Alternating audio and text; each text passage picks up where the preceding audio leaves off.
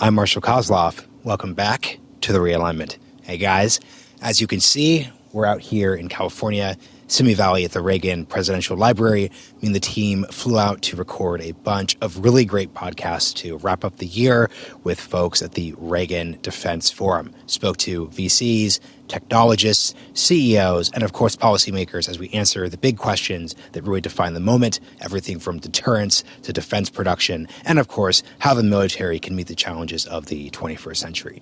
Hope you all enjoy these conversations. We've got plenty more of them coming. Marshall here. Welcome back to the Realignment. My conversation today is with Scale AI's Public Sector General Manager, John Brennan. We recorded this conversation at the Reagan National Defense Forum earlier this month in Simi Valley, California. The basic theme of our conversation is something John's written a lot about, this idea that for as long as most of us can remember, before 2023 really became the year that everyone talked about AI, we saw AI, the challenges and opportunities attached to the concept as just being this hypothetical that we would confront in a quasi-sci-fi future. However, as been made pretty clear this year, all of these challenges and opportunities are very much in the here and now. So our conversation focuses on how Scale, John, and how all of us could think about this present moment instead of seeing this as something that's going to happen in the near future. Hope you all enjoy the conversation. And of course, a huge thank you to the Foundation for American Innovation for supporting the work of this podcast, and to all of you listeners as we near the end of a very great year for the show. John Brennan, welcome to the Realignment. Thank you so much, Marshall. Glad to be here. I don't normally like beginning with biographies, but you are, in this case, the other John Brennan when it comes to national security circles. So I think this would be a helpful way for you just to kick things off. You're at Scale, obviously, you're leading public sector, but you've got a really interesting background that might put you in this position.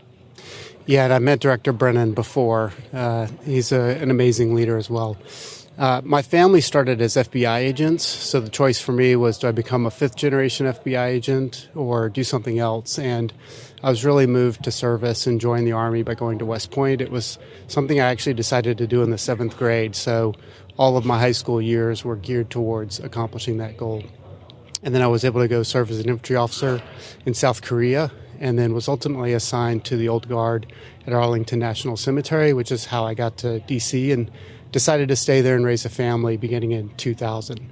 After September 11th, many of us decided to go back into things very close to defense or national security. So I joined Booz Allen Hamilton, and that started my journey supporting the intelligence community and later becoming a member of it at the CIA, doing a tour at the Office of the Director of National Intelligence, and then ultimately seeing that we really needed to get a different compute paradigm for the IC, and that's why I joined Amazon Web Services and was part of a small team that really paved the way for cloud computing to be available on the top secret network and the secret network for the Department of Defense.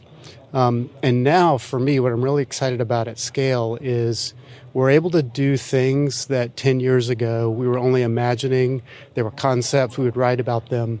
But when I saw Scale being Time's 2022 Invention of the Year by doing computer vision at the scale of municipal areas in Ukraine, identifying all the buildings that had been, completely damaged or partially damaged as a way to guide recovery and medical personnel, that for me had been science fiction when I was at the National Geospatial Intelligence Agency, that you could do computer vision to that level. And I just had to go find out what was going on at Scale, and I'm really proud to be part of that team of inventors. We're a non-traditional defense contractor, but fundamentally we're a dual-use company because we spend so much time supporting the computer vision for autonomy space in San Francisco and other parts of the United States with the self-driving car industry. And so that's what we're bringing to this new conversation around how we advance our government. Given the history you just told, it was a very affirmative choice not to join the FBI on your part. You seem to have hit every other possible area that you could have hit, if not for that. So let's kind of start here. I'd love for you to expand on what computer vision means for folks. Obviously, there's a broader tie into other assets as well, too, there. So let's talk more about that Time Magazine award. Sure. So there's a variety of research that's been going on for decades to really mimic the senses of humans, whether it's our ability to speak, see, hear, taste, smell, etc.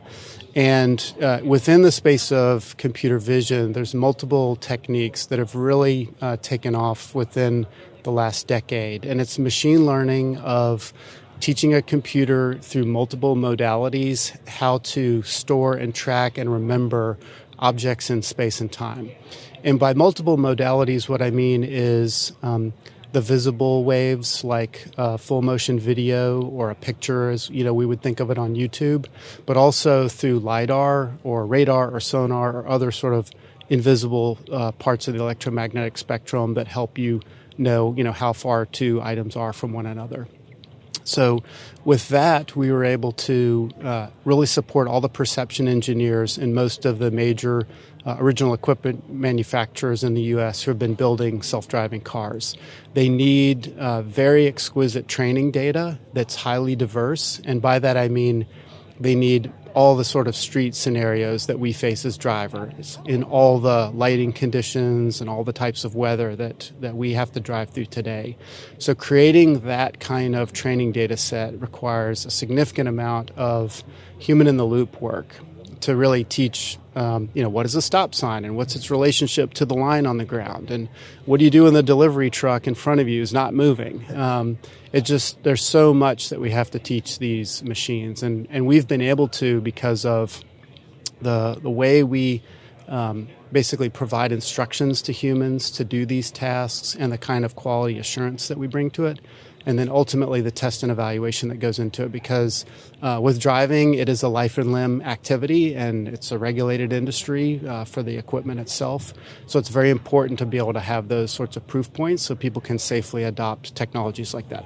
Your description of all this is dual use is perfectly encapsulated by you referencing self-driving cars. I just love to get kind of scale perspective on that, because I don't think, when your CEO Alex was starting the company, I don't think the idea in 17 was this is going to be a defense contractor. I think it says something about the space that we're in and the nature of the world today, but this is the dynamic, even this conversation we're having.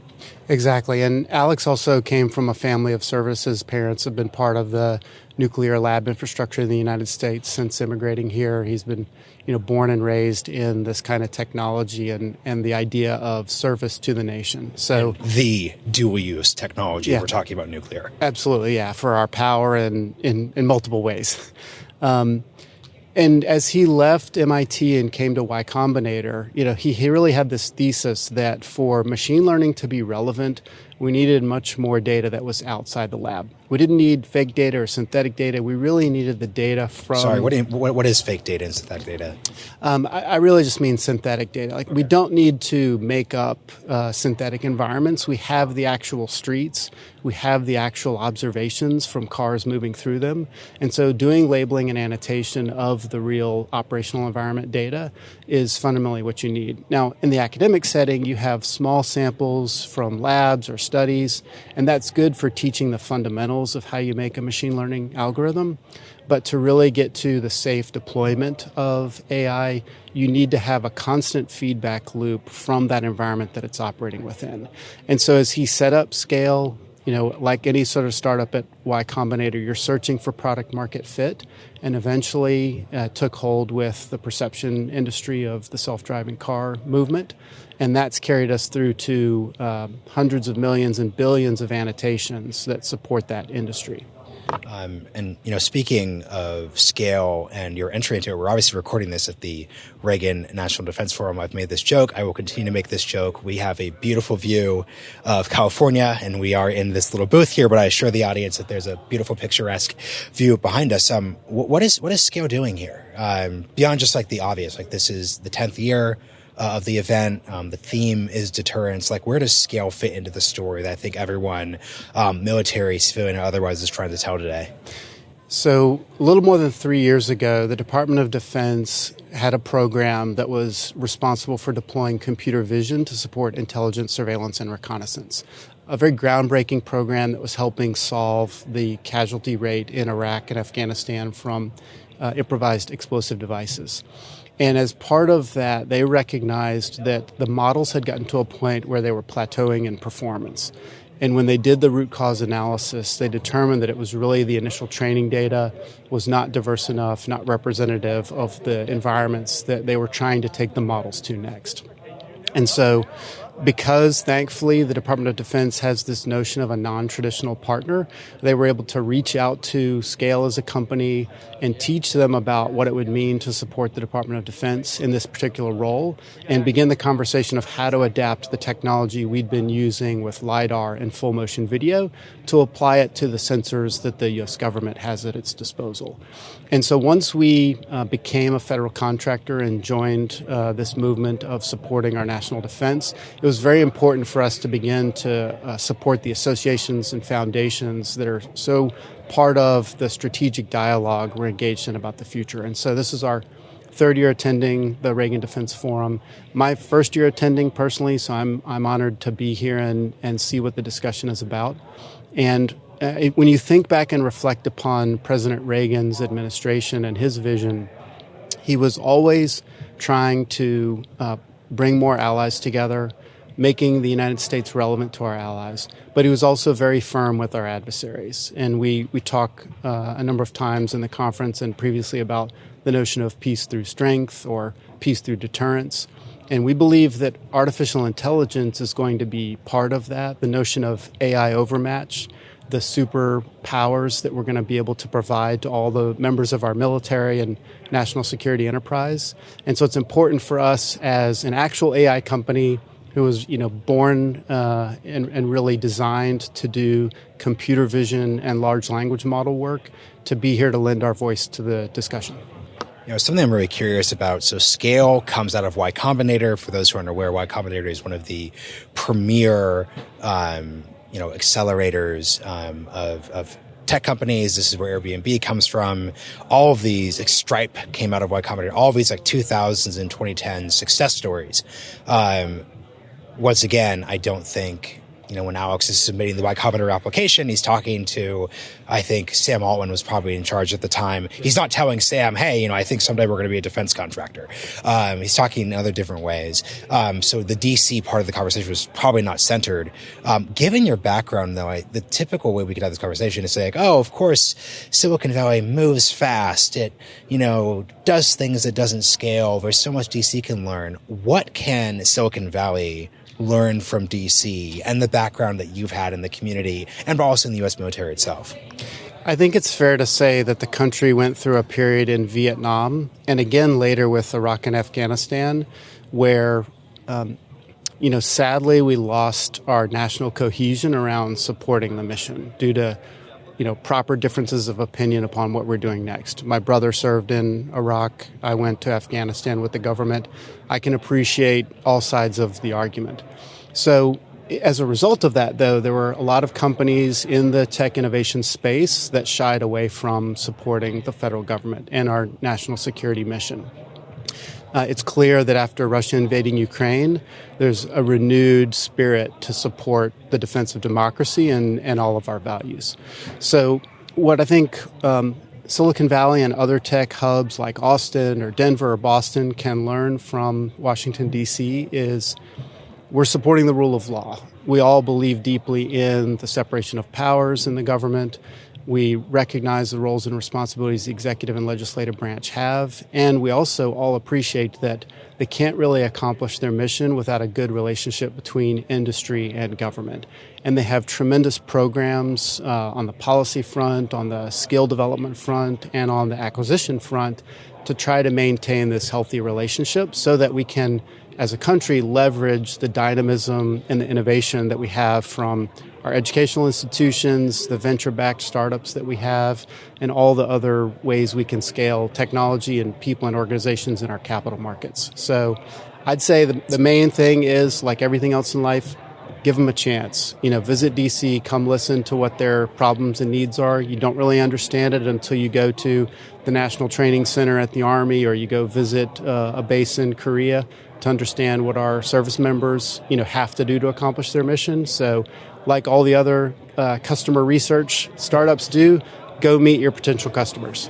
Yeah, and I was excited to see that you obviously do serious writing. You had a great piece at the Modern War Institute, which is actually hosted at West Point. So nice circular career stuff there. We'll link this in the show notes, but I'd love for you to just kind of, without giving away the entire piece, obviously, tell us about your writing, and we'll link to that, of course.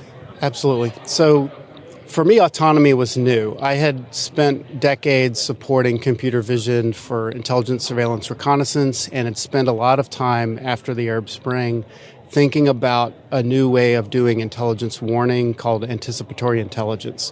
And so when I got to scale and got an opportunity to start learning about autonomy, I felt like I really needed to dig deeper and figure out where and how it was going to apply to the defense mission. So I reached out to my co-author, Adarsh, who'd spent time at Ghost Robotics and had his academic training in developing autonomous systems. And we just spent an afternoon going through all the steps involved in training a computer vision model, how it could deploy to a system, and then what sort of maintenance would be required over time. And for defense applications, they have to operate in so many different environments, and one of them is a contested communications environment. We wanted to try to inform the future investments that government's considering right now in their networks. Most of our networks are geared towards humans communicating with one another, and we believe that there's going to be more autonomous systems performing critical functions like medical care or resupply, and they're going to be consumers of the compute and bandwidth on the battlefield also. And so we use a vignette in the future. Let's pause there. Yeah. And this is great, and this is, having read the piece, compute, bandwidth, I obviously know what these things are, but I feel like they're new concepts for the battlefield. Like, this is, if it's 2006, Iraq, you're not thinking in those terms. We very much are thinking in those terms today. So can you make that part very literal? Then we'll continue on with the implementation. I think we're a military in transition. We've gone from the analog era to the digital era, and next is the generative era. So by that I mean, desktop computers didn't arrive in the Department of Defense until the late 1980s. And so that's when we start to have this explosion of digital documents and chat and things like that. Before, everything was paper from a typewriter or a phone call or radio. So the amount of compute that you need to go into Afghanistan or Iraq or some other conflict in this era was already increasing as a result of the digitization of our communications and planning and logistics. And unfortunately, most of those systems that we were building, they were designed from a requirement standpoint in the 90s, and so they had kind of a narrow view of what would be possible with compute, storage, and networking in the field in the future. They're also vertically integrated systems that don't talk to one another. That was a great design pattern then, but we know today that speed of communications, accuracy of data matters, and the best way to do that is to have the humans assisted by basic compute, storage, and networking. You keep, and before we get back to the story, you make frequent references to human-assisted, human integration. As you know, in any AI conversation, there's this specter of replacement, irrelevancy. What has Scale's experience taught you about how in many ways AI could leverage talent that already exists while also creating new opportunities for folks that don't already operate in the space? I get this question all the time, and that's unfortunate as a podcaster. You never want to hear that as a podcaster. The downside version is usually, how do we make sure the machines don't take over? And we start talking about this point that you've rightly pointed out, which is humans are in the loop. How do we keep them in the loop? It's a team. It's a human-machine integration problem. The answer on the downside is we can always unplug the servers. So I feel safe about where we are versus AI taking over. But AI is not going to be relevant if we don't go back to an end user who's trying to solve a problem, whether that's you or my colleagues or those in the Department of Defense. We all are solving problems today, but there's so many more we can and should be solving. If only we had some assistance in the form of the first draft or somebody to help us come up with an alternative. So many of our plans today are typically like, this is the way we're going to do it. We don't have the time or luxury to go explore the second, third, fourth, let alone fifth alternative. Machine learning and artificial intelligence are going to make those tasks, those mental tasks, virtually free. And so you get a chance to overcome something that we all have, which are cognitive biases. And the next step after that is really you have to be able to imagine, how can I do this task so fundamentally differently? How can we 10x this process? How can we 100x this process? So many of us live in a world where we have to manage to constraints. And so being able to unpack that and do more experimentation to see how this new future is actually feasible and relevant to your problem is the opportunity before us all. And that means we're going to need people who do process redefinition and product managers and people who do training and documentation. It's not only the machine learning engineers, it's all of us working on improving something day to day. That's the perfect pick. Pivot back to the actual story. So it takes place near present, I'd say is the right way of describing it. Hopefully. Like take us into it. Yeah.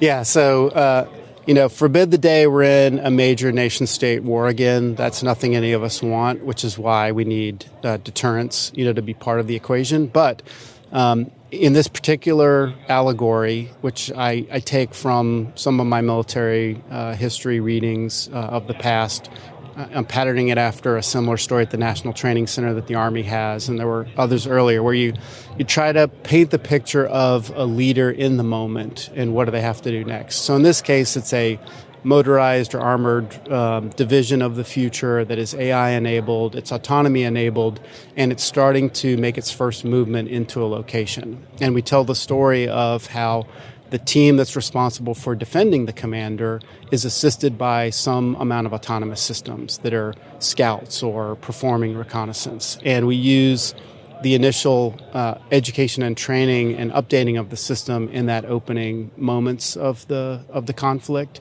as the way to tell that kind of full story on compute and network and human integration. I love your earlier statement about AI ultimately and autonomous systems ultimately serving to solve problems for an end user. And if we're imagining this scenario you scope out in your writing, it seems that the problem is the fog of war, a lack of perception, et cetera, et cetera, et cetera. To what degree is the technology that you and Scale and the broader team working on capable of solving, quote unquote, this very Clausewitzian problem in the first place? We're certainly going to try to pierce the fog of war. I don't know that the sun will come out and completely take it away if we torture that analogy further. But, really warfare and staff supporting commanders is a high cognitive function problem. And in the analog staff era and digital staff era, we were able to add more people to the staff. And you can actually trace this in the rise and fall of the people assigned to the joint staff. But in the same period of time, the total information in the world has increased 2 orders of magnitude. So we're not keeping up with strictly adding more people, adding more eyeballs, adding more hands at the keyboard with that kind of a problem. And so we're excited about the potential of having a large language model actually do more reading, more synthesis, more initial drafting for the staff elements supporting a commander. We're wading into the deep end of the pool. There's lots of pedestrian problems to work on, like drafting somebody's annual review or, letter of recommendation or some of the opening speeches we've heard at the conference today. But it's the kind of problem that we think a large language model will be well suited to. And our experience there goes back to 2019. At that point, OpenAI was working on GPT-2, and they realized that they needed an exquisite training data set and turned to Scale for our ability to integrate humans into the training data process of machine learning, in this case, a large language model. And we've been part of the LLM journey for not only OpenAI, but other companies since then. And so the idea would generally be you have all of this information coming in from various people and systems on a battlefield. There's going to certainly be some amount of misinformation or inaccuracy in it, because that always happens at 2 a.m. in the rain when you're trying to explain what you see in front of you on a battlefield. And so the ability of a large language model to point out inconsistencies, provide more footnotes, so that the human trying to make the decision on what to recommend next has the benefit of that information. We sadly can't listen to every podcast in the world. We can't read every book, but the large language models will be able to, and that should be part of the modern government, which is why I'm at public sector scale to make that happen. Yeah, and it's to the final torture of the fog of war reference. With ISR, we can see that Vladimir Putin is assembling Russian forces on the Ukrainian border in November, December 2021. Should there be a presage to a Taiwan conflict, almost certainly the sheer assemblage of material, men, et cetera, would be visible with ISR, et cetera, et cetera, et cetera. But intent is not going to be clear. We're always going to be, that's why you're using the word piercing is just so helpful. Where, we previously seen Vladimir Putin assemble troops on the border, but there wasn't an invasion. Hamas did this also with Israel prior to October 7th. There's always going to be space where, once again, you need to have humans on the other end, or at the end point of this product interpreting, doing those other assorted moves. So here's a question I've been asking everyone, and I'm especially fascinated to know your answer. This isn't like a high level conversation, but we're once again focused very much on the near present to near future. Ideal states we're building. I've just done a bunch of conversations at RNDF where folks have just talked about the fact that we just can't produce munitions at a rate that we could have produced in the 1980s. So pre-digital, very much the analog world. And in many ways, the actual workers at the factories are very analog workers themselves, from an age and retirement perspective. So how do you just personally, as a former warfighter, as a member of the IC, but now a public sector at scale person, how do you just think about how we have to do all of this? Because that seems to be the challenge right now. All of this has to be done at once. I have a little bit of personal experience in some hardware development. So recently I took time away from national security and tried to work on energy transition and was part of a team trying to build a hydrogen fuel cell. And we were blessed with many technicians and dozens of chemical engineers, but what we really needed was a welder for the next step. And I think in the United States and in democracies, we have to have access to the best labor. And that's not only from the PhDs, but also into the trades. And we need employees who are going to play all the roles that it takes to build, equip, and maintain the force going forward. So I'm thankful that we have some of the best available educational institutions in the country between community colleges and technical programs and high schools, but also university PhD programs and people who travel abroad. But fundamentally, I think our leaders in businesses really need to think through how they have those sustained pipelines of staff. I know that between the economic cycles we face and things like the pandemic where people, went back home or relocated, we've lost a little bit of the connective tissue we had on university recruiting or just, face-to-face recruiting generally. And I think that that's something we all have to get back to quickly as we think through the workforce that we need next for all these programs. Yeah, and I really appreciate that answer as a host, because I really believe in scale. I like everyone I've encountered there, but I very much don't want this episode to be a commercial. And what your answer is illustrating is, given these mission-oriented topics, we are actually going to have to quite literally work together. Your answer brought to mind everyone from a counselor at a high school running the apprenticeship program all the way to a company like Scale, but also to DoD, and also to the higher education space. So if we do not find ways for all the different parts of our ecosystem to understand and work together, we quite literally can't do these things. So I think it's just such an interesting dynamic to have. Agreed. In fact, if a graduate of my high school at West Point had not come back one day in uniform to talk to us as students in the library, I never would have known about West Point and I never would have applied. So I think we all have to go back and find ways to mentor those that are working their way through middle school and high school to just expose them to the great opportunities that we have to offer so they can chart their own path. So the closing question to kind of take us out, and this is why talking about your piece on autonomous ISR, where does Scale fit into the AI ecosystem that's demonstrated by that story? Because I think it's very easy to say, hey, we're talking about AI, and we just treat AI as this broad umbrella category. But obviously, I don't think that those autonomous, dog-like robots, I don't think those are Scale products. They are a different product that operates within an ecosystem. So can you kind of just use this example as a way of demonstrating that there's this broader AI ecosystem that we should understand if we're trying to approach and learn about this space? Happy to. So in the end, you need a well-performing, tested and evaluated model, whether it's computer vision or large language model. Specifically in the computer vision space, we can help with either the assisted or automated target recognition, so identify friend or foe, classify what it is, or how do you perceive a scene so that as a system you can move forward. The way we do that is manyfold. We can offer the whole end-to-end software system for building it. We can actually build the models. But our real bread and butter, what we're known for best, is creating these exquisite training data sets to make the machines smarter and make the models perform.